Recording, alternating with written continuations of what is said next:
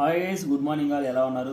Today మా breakfast ఏంటంటే puri with onion with carrot curry అనమాట, విత్ ఆలు అనమాట. చాలా బాగుంటుంది కాంబినేషను. అంటే 3 in 1 చేసుకుంటారు కదా, సో అలాగనమాట. ఇది మామూలుగా హోటల్లో కూడా చేస్తారు, కానీ మన హౌస్లో చేసేదంటే చాలా బాగుంటుంది.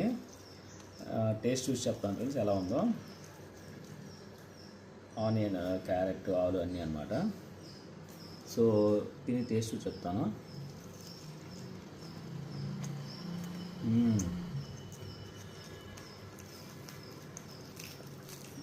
చాలా ఉంది, చాలా బాగుంది అన్నమాట ఆలు కర్రీ.